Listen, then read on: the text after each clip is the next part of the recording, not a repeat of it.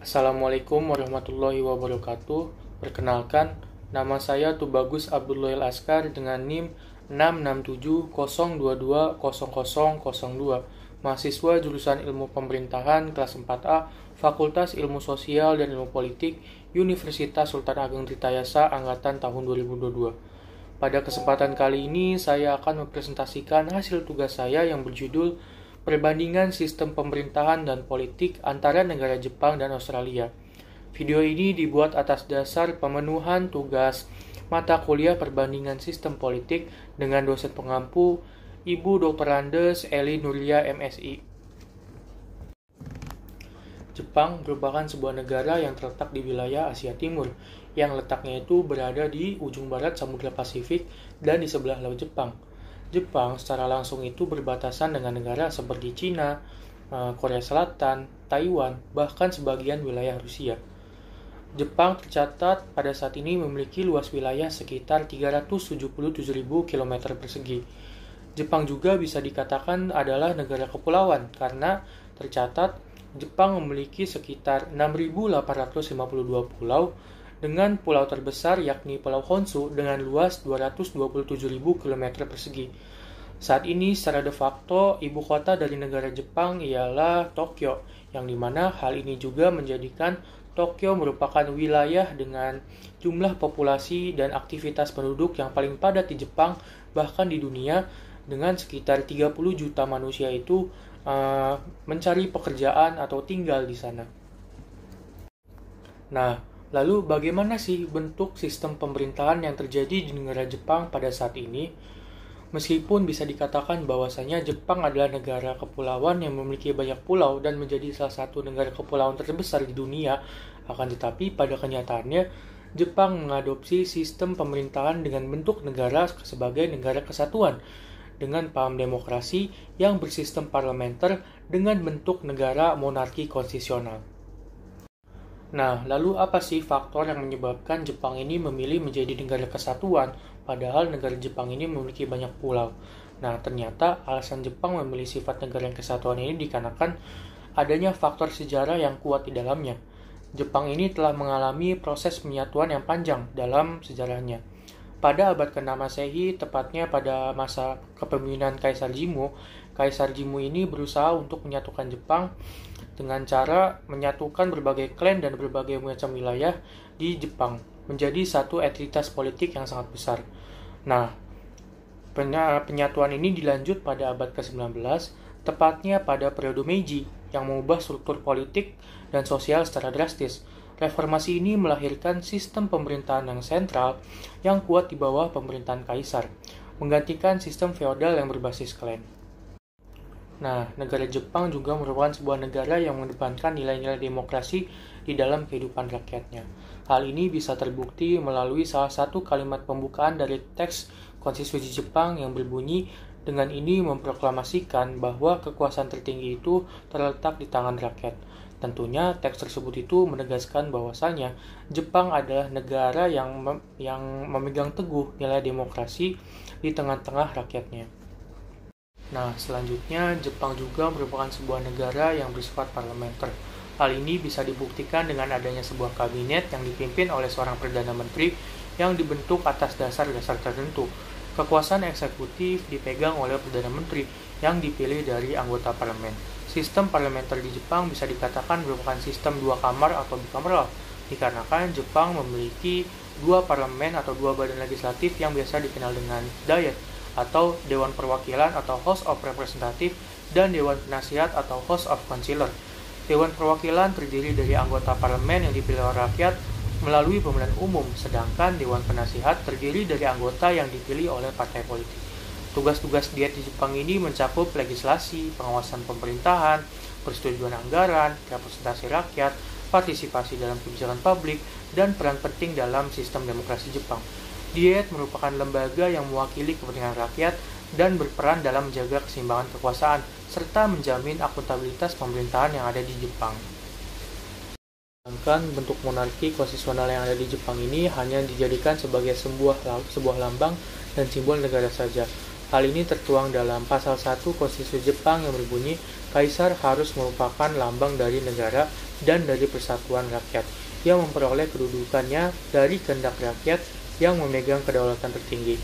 Dalam praktiknya, Kaisar Jepang ini tidak memiliki andil yang signifikan dalam pengambilan keputusan, terutama dalam hal politik negara tersebut. Pengambilan keputusan politik itu sebenarnya hanya dilakukan oleh pemerintah yang dipimpin oleh Perdana Menteri dan disahkan oleh lembaga diet di Jepang tersebut. Sedangkan untuk sistem kepartaian yang ada di Jepang itu, Jepang mengadopsi sistem multipartai, di mana beberapa partai politik itu bersaing untuk memperebutkan kursi di diet atau parlemen. Tercatat sekiranya terdapat 4 partai besar yang berada di Jepang bersaing untuk merebut kursi parlemen di sana. Meskipun terdapat satu partai yang bisa dikatakan menguasai dan memiliki peran dominan serta signifikan di sana. Partai pertama ialah ada Partai Demokrat Liberal atau Liberal Democratic Party atau disingkat LDP, yang merupakan partai terbesar dan telah mendominasi pemerintahan Jepang sejak tahun 1955. Partai ini menitik fokuskan pada kegiatan bisnis dan peningkatan perekonomian, sehingga tak khayal partai ini didukung gitu sama para pebisnis dengan cara mendapat suntikan dana yang sangat besar dari para pihak pengusaha. Lalu ada Partai Sosialis Demokrat. Nah, partai ini tuh berada pada posisi kiri tengah dan kanan tengah karena berakar pada Partai Sosialis Jepang dan Partai Demokratik Liberal. Partai ini mewakili lebih dari 2 juta suara anggotanya yang terdiri dari federasi buruh, para pekerja kasar, dan para pegawai perusahaan swasta. Selanjutnya itu ada Partai Komunis. Nah, Partai Komunis ini didirikan dengan maksud untuk membatasi kapitalisme, mereformasi masyarakat, dan melindungi hak warga negara agar bisa meningkatkan standar kehidupannya. Partai ini memiliki sekitar 400.000 anggota yang tersebar di berbagai macam wilayah negara Jepang pada saat ini. Yang terakhir ialah Partai Komeito.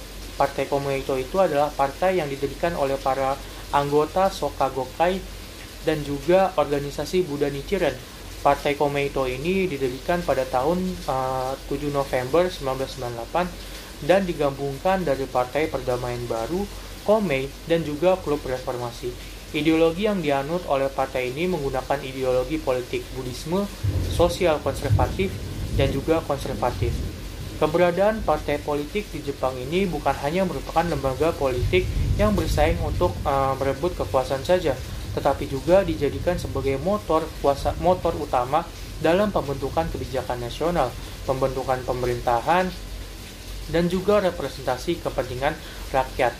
Sistem kepartaian yang kuat memainkan peran yang sangat penting dalam menjaga keberlangsungan stabilitas politik sehingga menghasilkan kebijakan yang responsif dan juga dapat memperkuat demokrasi di negara Jepang tersebut.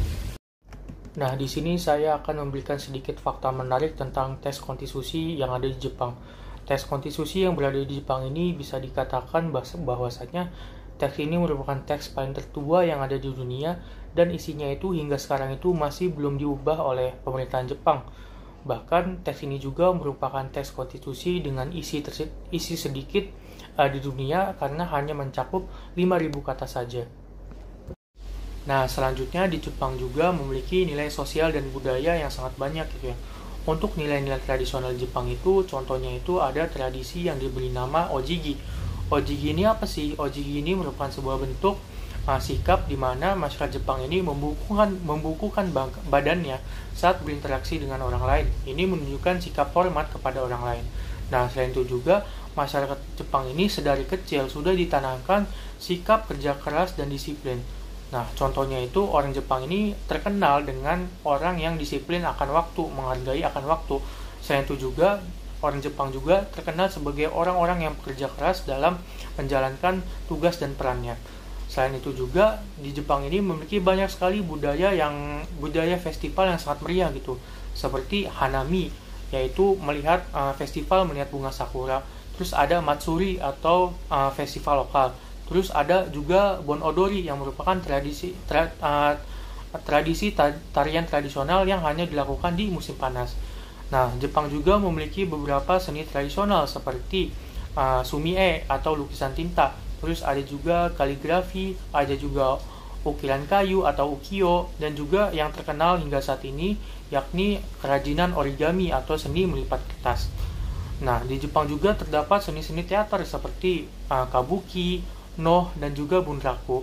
Nah, pada saat ini Jepang ini bisa dikatakan sangat menguasai pasar globalisasi di dunia, dikarenakan kultur-kultur dari Jepang ini bisa dikatakan sudah menjamur dan menyebar gitu di seluruh wilayah di dunia pada saat ini. Budaya tersebut bisa dari anime atau sebuah animasi yang berasal dari Jepang, terus ada juga manga yang merupakan sebuah komik yang berasal dari Jepang, terus juga makanan-makanannya seperti sushi, ramen, sashimi menjadi terkenal gitu di seluruh dunia. Dengan demikian, sistem pemerintahan Jepang menunjukkan kombinasi unik antara monarki konstitusional, parlementer, dan peran kuat partai politik. Di samping itu, sosial budaya Jepang juga mencerminkan keseimbangan antara nilai-nilai tradisional yang kuat dan pengaruh global yang terus berkembang hingga saat ini. Nah, selanjutnya adalah negara Australia. Negara Australia adalah negara yang terletak di belahan bumi bagian selatan. Negara ini juga terletak di benua terkecil di dunia, yakni benua Australia itu sendiri, dan bertetanggaan langsung dengan negara Indonesia, Timur Leste, dan negara-negara kecil lainnya di wilayah Oseania. Pada saat ini, Australia memiliki nama resmi sebagai negara yang dikenal sebagai Persemakmuran Australia atau Commonwealth of Australia. Hal ini dikarenakan Australia merupakan daerah persemakmuran dari negara Inggris Raya. Australia menjadi negara saat federasi koloni-koloni yang terpisah itu terbentuk pada tanggal 1 Januari tahun 1901. Jika dilihat secara geografis, bahwasanya negara Australia ini memiliki luas wilayah sekitar 7,6 juta kilometer persegi dengan 6 wilayah negara bagian, mulai dari New South Wales yang beribukotakan Sydney, lalu ada North Territory dengan ibu kota Darwin, selanjutnya ada Queensland yang beribukotakan Brisbane, lalu ada South Australia yang beribukotakan Adelaide, terus ada Tasmania yang beribukotakan Hobart, dan Western Australia yang beribukotakan Perth. Nah, akan tetapi meskipun dari banyaknya ibu kota dari wilayah negara bagian tersebut, saat ini pusat ibu kota dan kegiatan kenegaraan Australia itu berada di wilayah Canberra, Australia. Australia merupakan sebuah negara yang menganut sistem pemerintahan monarki konstitusional dengan sistem pemerintahan parlementer dan bentuk negara federal. Sebagai negara yang menganut pemerintahan monarki konstitusional, Australia tentunya menganggap dan mengakui adanya keberadaan raja dan ratu. Hal ini terbukti di mana Australia ini mengakui keberadaan dan kedaulatan Raja Charles III sebagai kepala negara. Akan tetapi, keberadaan Raja Charles III ini hanya sebagai peran yang lebih seremonial dan simbolik saja dalam struktur politik Australia. Akan tetapi, di Australia ini memiliki keunikan tersendiri, di mana Raja Charles III ini dapat menunjuk gubernur atau gubernur jenderal yang sesuai dengan saran pemerintahan Australia yang terpilih sebelumnya. Nah, gubernur jenderal ini memiliki kekuasaan yang sangat luas. Namun, jika melihat sesuai konvensinya, ia hanya akan bertindak sesuai dengan saran para menteri di segala sektor. Alasan penunjukan gubernur oleh raja ini tak lain dilakukan untuk membantu raja dalam menjalankan sistem pemerintahannya di negara Australia tersebut. Nah, pada perjalanannya, kekuasaan politik tertinggi di Australia ini dipegang oleh seorang Perdana Menteri. Hal ini disebabkan karena Australia menganut sistem pemerintahan parlementer pada saat ini. Perdana Menteri di Australia ini memiliki peranan penting dalam menjalankan pemerintahan Australia dan mengordinasikan kebijakan dan program nasional. Perdana Menteri dianggap sebagai sosok sentral dalam kegiatan politik Australia, memiliki tanggung jawab yang sangat besar dalam menggerakkan pemerintahan, mempengaruhi kebijakan, bahkan mewakili negara di tingkat nasional maupun internasional. Sistem parlementer di Australia termasuk ke dalam jenis sistem parlementer bicameral atau dua kamar, dikarenakan terdapat dua kekuasaan yang ada, yakni yang pertama itu adanya Dewan Perwakilan. Nah, Dewan Perwakilan ini anggotanya itu dipilih langsung oleh rakyat mewakili kepentingan penduduk dengan proporsi kursi yang mencerminkan jumlah populasi. Lalu yang kedua itu adalah Senat. Nah, Senat ini bertindak sebagai lembaga review dan memiliki kekuatan signifikan dalam sebuah lembaga legislatif di sana, dengan representasi yang sama dari setiap negara bagian untuk memastikan kepentingan semua negara bagian tanpa memandang ukuran atau populasi yang ada di sana gitu. Parlemen di Australia ini memegang peranan kunci dalam mengelola berbagai departemen pemerintahan. Parlemen bertanggung jawab untuk membuat undang-undang yang nantinya akan dilaksanakan di negara tersebut. Nah, selanjutnya ialah pembagian kekuasaan di Australia. Kekuasaan di Australia ini bisa dikatakan dibagi menjadi 3, sangat mirip dengan pembagian kekuasaan yang ada di Indonesia. Nah, kekuasaan tersebut terdiri dari yang pertama itu ada lembaga eksekutif. Lembaga eksekutif ini diduduki oleh Dewan Eksekutif Federal. Secara praktis adalah Gubernur Jenderal itu, terus yang dinasihati oleh Perdana Menteri dan menteri lainnya. Biasanya Gubernur Jenderal ini akan menerima saran atau nasihat dari Perdana Menteri dan menteri lainnya secara langsung gitu. Lalu yang kedua ada lembaga legislatif. Lembaga legislatif ini merupakan lembaga parlemen Australia yang beranggotakan itu Gubernur, Jenderal, Dewan Perwakilan, dan seorang Senat. Nah, yang terakhir adalah lembaga yudikatif. Lembaga yudikatif di Australia ini dapat disebut sebagai MA, yang terdiri dari pengadilan dengan hakim yang diangkat dan diberhentikan oleh Gubernur Jenderal sesuai dengan nasihat dari Dewan. Nah, dalam perjalanannya, Australia ini memiliki sistem multipartai yang sangat kuat.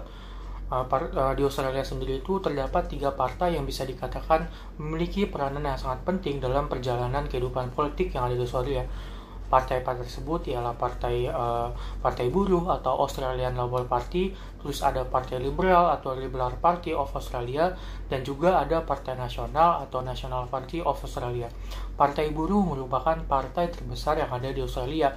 Sejak tahun 1891, partai ini sudah aktif dalam pemerintahan federal di negara tersebut. Sedangkan untuk Partai Liberal dan Partai Nasional ini baru aktif setelah adanya kegiatan pemilu tahun 1901. Partai Liberal dan Partai Nasional ini memiliki kecenderungan terhadap ideologi yang liberal dan konservatif, sedangkan Partai Buruh tersebut mempunyai kecenderungan untuk mempunyai orientasi ideologi sosialis. Nah, selanjutnya ada sosial budaya di Australia. Meskipun Australia ini terletak di dekat Asia, namun negara ini tuh lebih mirip dengan negara-negara di dunia barat. Jika dilihat dari sisi sejarah, memang Australia ini memiliki persamaan hidup dan budaya yang sama dengan bangsa-bangsa barat, terutama kerajaan Inggris. Karena sebelum terbentuknya negara Australia atau Federasi Australia, Australia ini merupakan sebuah negara koloni Inggris yang dijadikan sebagai tempat pembuangan tahanan oleh kerajaan Inggris. Nah, masyarakat Australia di sana itu terkenal dengan masyarakat yang sangat aktif di luar ruangan. Hal ini bisa terbukti bahwasanya banyak sekali masyarakat yang menggemari kegiatan hiking, camping, dan juga berenang. Nah, untuk suku di sana, di Australia ini terdapat sebuah suku yang bahkan pemerintah Australia sendiri itu mengakui bahwasanya suku ini tuh merupakan pemilik asli dari benua Australia. Nah, suku itu adalah suku Aborigin. Nah, suku Aborigin ini dianggap oleh pemerintah Australia itu sebagai suku khusus yang harus diakui dan juga dilindungi, didukung dalam berbagai kebijakan pemerintah. Suku Aborigin di Australia itu hidup dalam kehidupan tradisional berbasis pada kegiatan berburu, mengumpulkan makanan, dan mempraktikkan budaya-budaya spiritual dalam kepercayaan mereka. Nah, suku Aborigin ini juga memiliki sistem sosial dan budaya yang kaya, termasuk bahasa yang banyak, seni, dan sistem pengetahuan tentang alam dan lingkungan sekitar. Pada akhir abad ke-18 dan awal abad ke-19, Australia ini mulai dijajah oleh bangsa Eropa, terutama bangsa Inggris gitu. Kedatangan kolonial Eropa ini menyebabkan perubahan dramatis dalam kehidupan dan tanah milik suku Aborigin.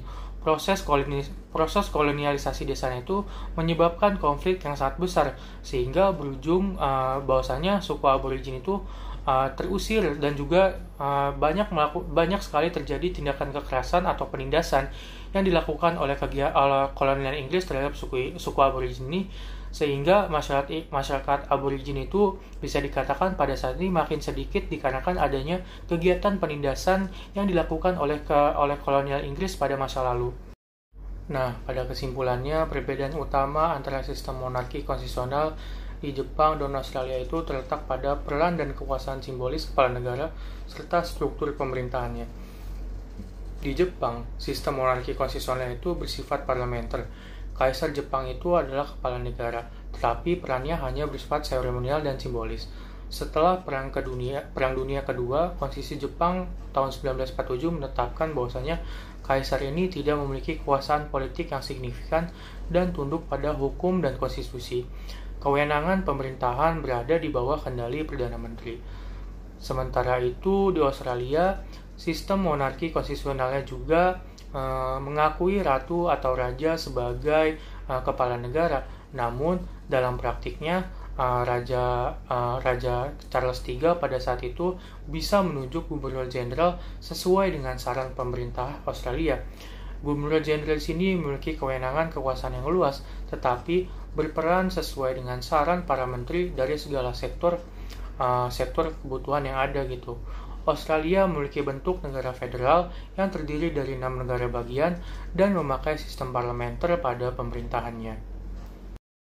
Kiranya cukup sekian yang hanya bisa saya sampaikan, kurang lebihnya mohon maaf. Wassalamualaikum warahmatullahi wabarakatuh.